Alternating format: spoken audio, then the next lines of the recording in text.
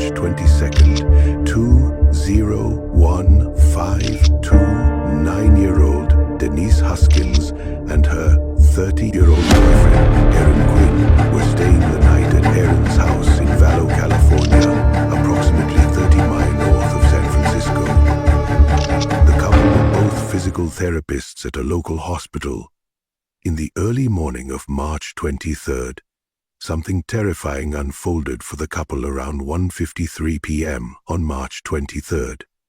Aaron contacted the Vallejo Police Department to report that Denise had been abducted. The police were immediately dispatched to the scene and began an extensive search for Denise.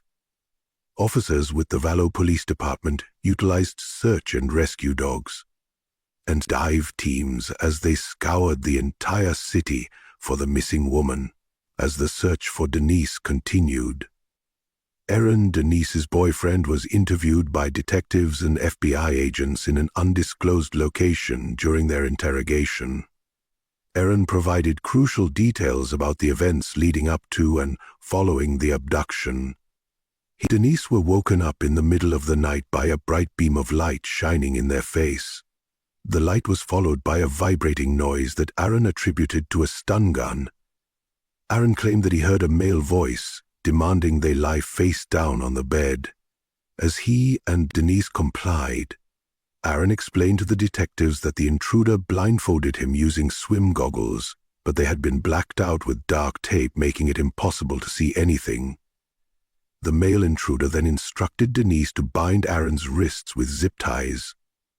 The intruder placed Aaron in a closet and covered his ears with headphones, playing a pre-recorded message before calming music. This message instructed Aaron to follow specific instructions, and Zimp warned him not to interfere with the abductor plans during the message. The voice said that both occupants needed to comply or would be hurt by an electric shock or cuts to their faces. Before leaving, the intruder obtained Aaron's financial account information and passwords. Aaron later recounted to the detectives that the intruder placed him on the couch, told him that the professional group was monitoring him via webcam. After being left alone, Aaron said he passed out on the sofa, but eventually woke up. Aaron immediately realized that the intruder had stolen his laptop car, and most importantly, Denise's panic began to set in as Aaron realized that she was missing. He checked his phone and discovered a chilling voicemail from the kidnapper demanding money in return for her safe return. The intruder threatened Aaron, warning him to tell anyone who asked that he wanted the money to purchase a ski boat. A search for Denise began immediately. Officers with the Vallejo Police Department launched a massive investigation. The spokesperson for the department revealed that the detectives were treating the case as a kidnapping for ransom. The details of the intruder's actions, the pre-recorded message, seemed too elaborate, and wondered whether he had played a role in Denise's disappearance. Aine's mother, who spoke to Datline, revealed that the detectives treated her son more like a suspect than a victim. They polygraphed him 5 times, placed him in a prison jumpsuit, and provided minimal food, water, as they held him for hours in the interrogation room. These tactics were perceived as an attempt to coerce a confession rather than a determined effort to locate Denise, despite Aine's claims that an intruder had abducted Denise. The lack of evidence and discrepancies in his story led the detectives to consider alternative possibilities. They believed that Aine might have harmed Denise, and then concocted the story of the intruder to cover his tracks. However, without concrete evidence, they were unable to prove this theory definitively. Just over 30 hours after Denise vanished, reporter Henry Lee received an email with an audio file attached.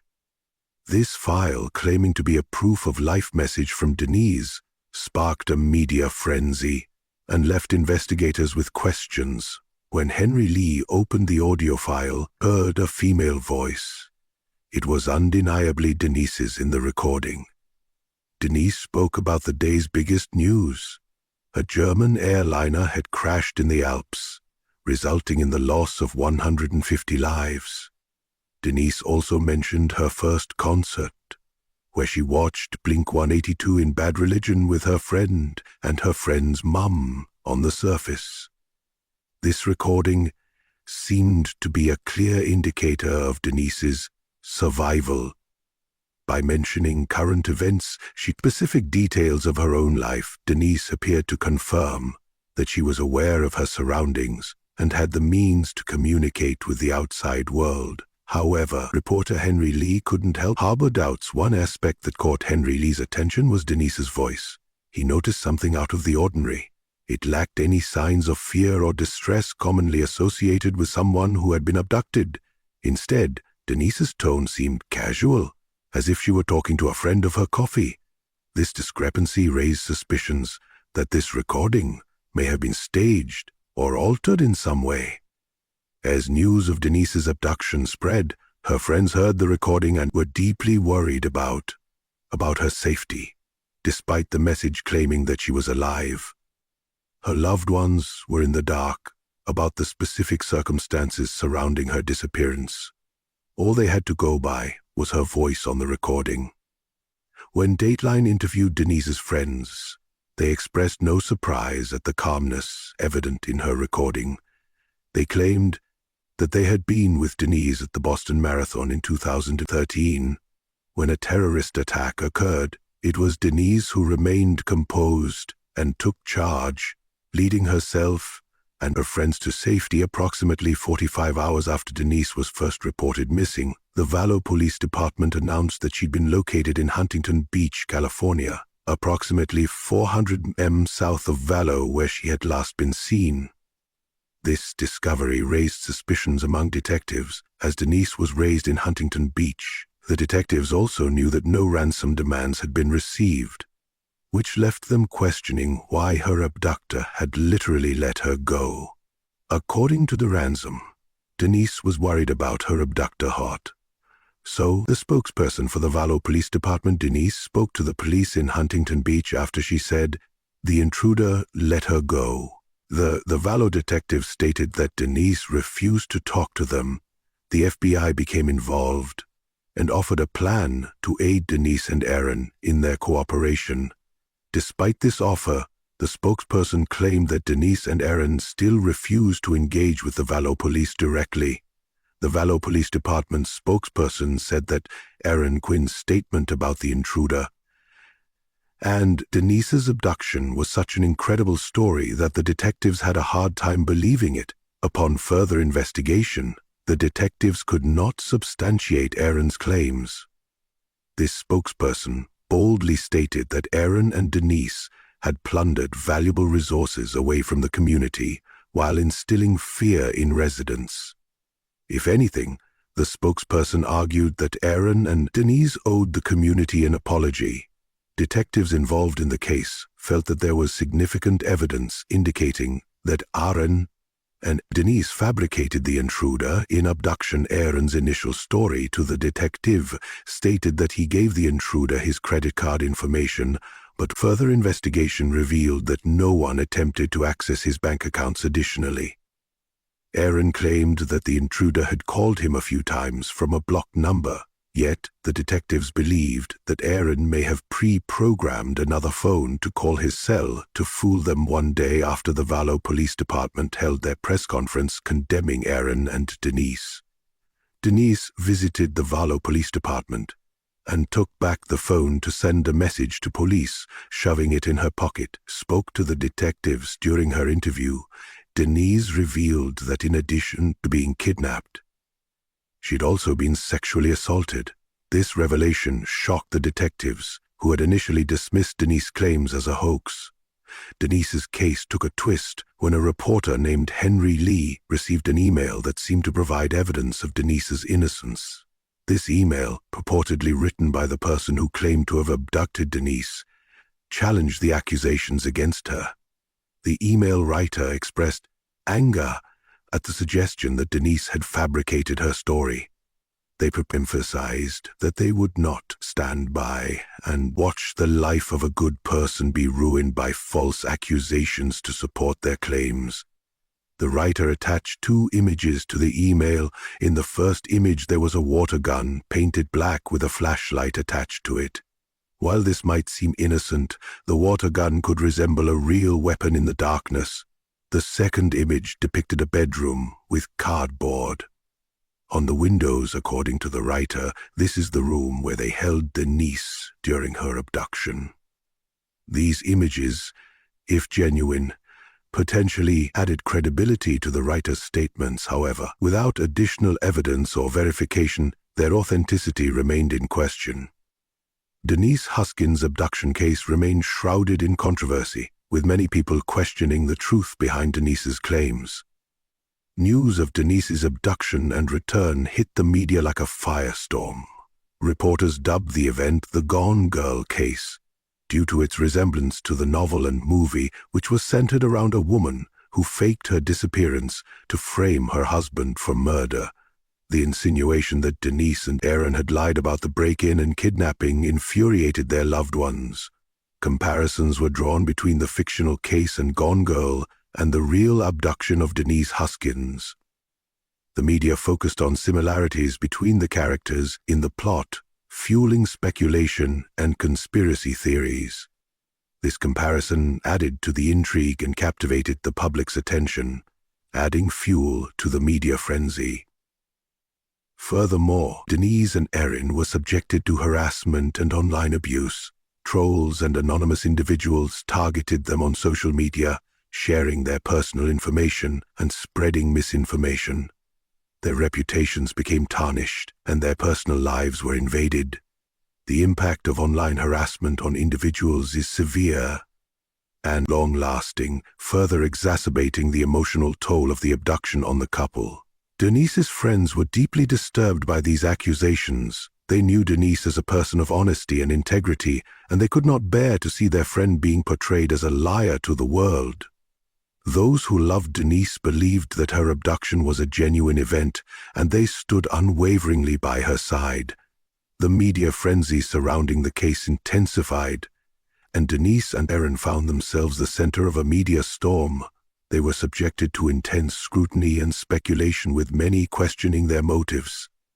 Denise and Aaron faced immense pressure. However, on June 5, 2015, just months after Denise's abduction, a similar crime rocked Dublin, California.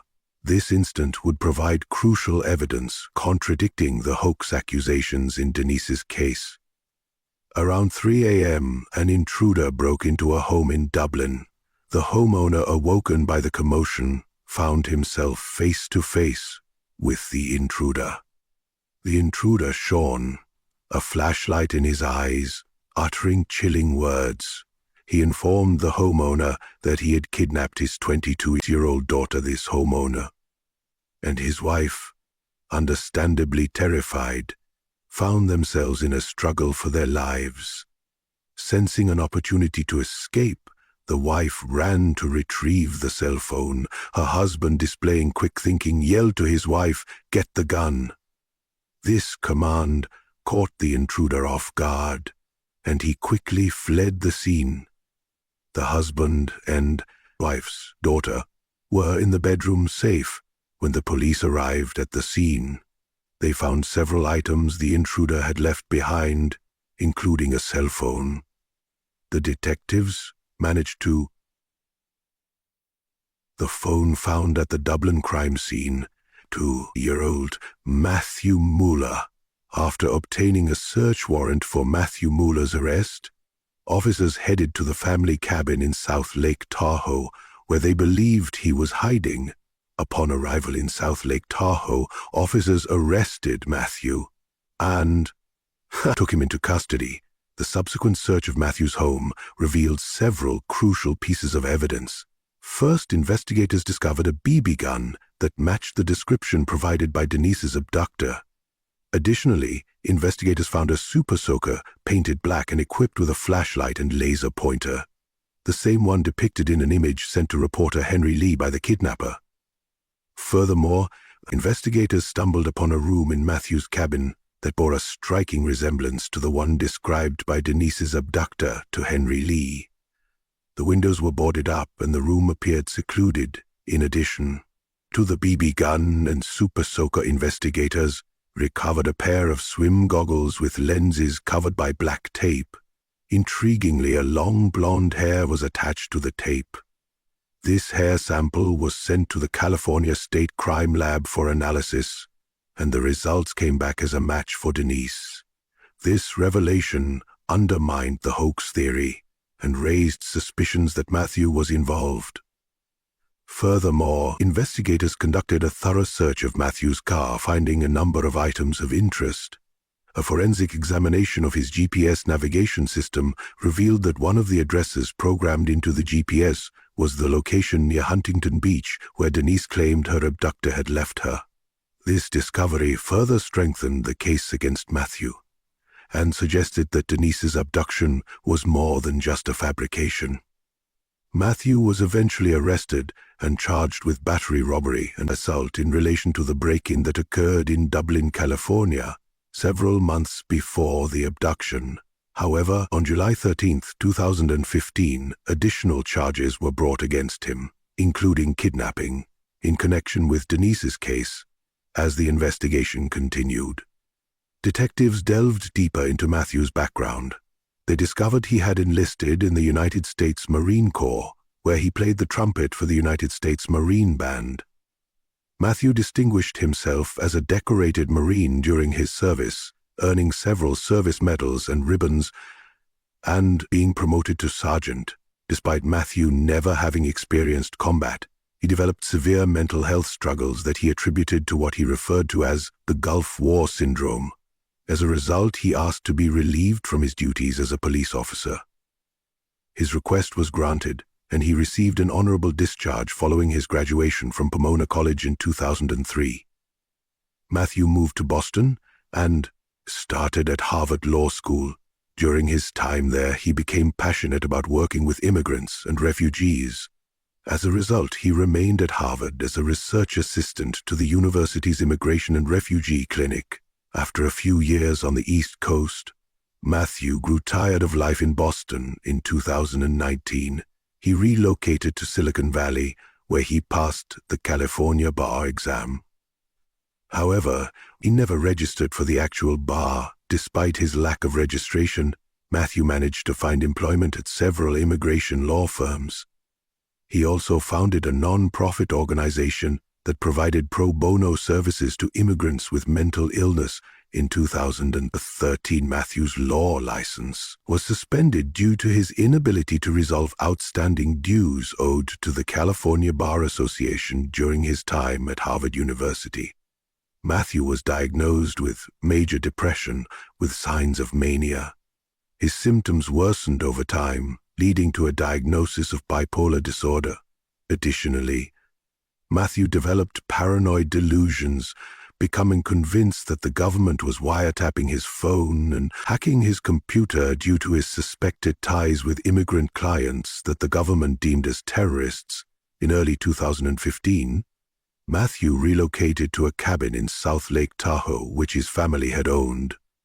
He became a recluse, rarely sleeping and spending most of his time in a daze watching Batman movies.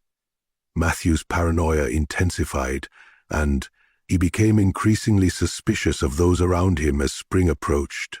Matthew began experiencing psychotic episodes.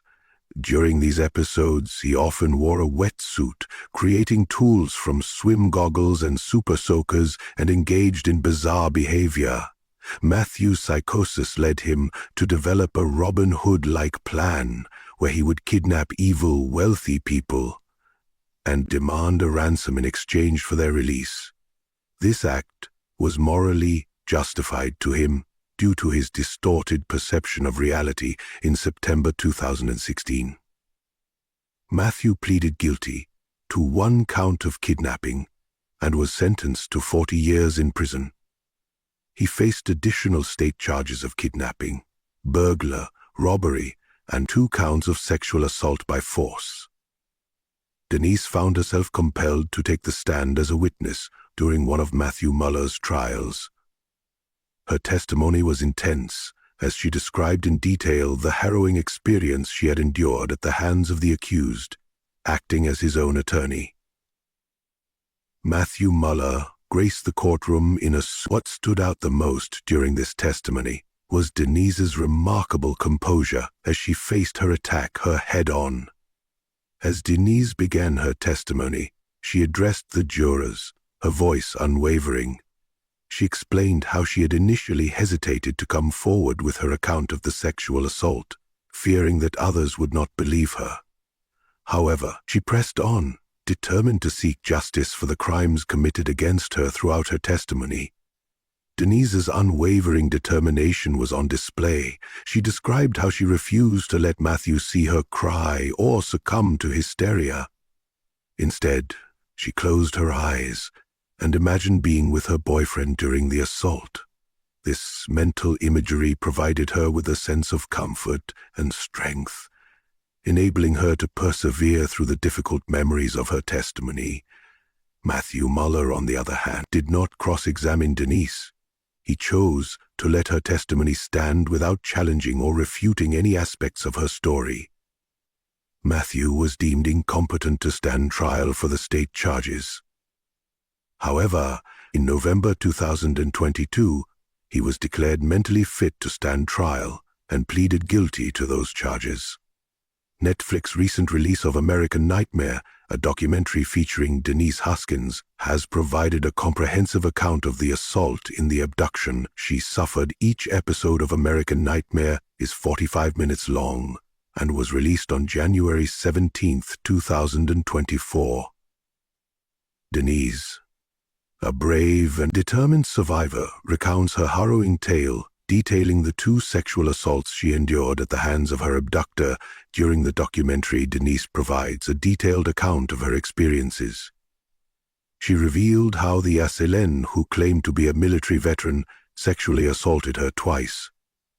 Denise claimed that she told her abductor she had been sexually abused as a child, hoping it would deter him from repeating the offense.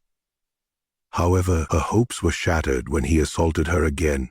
The assault informed Denise that he had recorded both assaults and would release the footage if she went to the police. This terrifying ultimatum left Denise fearing for her safety and the safety of her loved ones. As a result, she initially refrained from disclosing her sexual assault to the detectives, fearing that she may put herself, her boyfriend, Aaron, and her family in further danger. In September 2015, Aaron Quinn and Denise Huskins filed a lawsuit against the city of Vallejo, seeking compensation for their false imprisonment, defamation, and false arrest, and intentional infliction of emotional distress. The couple alleged that the police department destroyed their reputations through an outrageous, completely unprofessional, and wholly unfounded claim of disparagement, according to People magazine. Aaron and Denise settled with Vallejo officials in 2018 for $2,500,000. Vallejo city representatives admitted that the case was not handled as sensitively as it should have been, and they offered an apology to the couple. The Vallejo Police Department eventually recognized their mistake and issued an apology to Aaron and Denise as well in 2021. Denise and Aaron wrote a book about their ordeal, shedding light on their experiences and highlighting the challenges they faced in the aftermath of the abduction. The book served as a powerful tool to advocate for change and highlight the importance of victim support.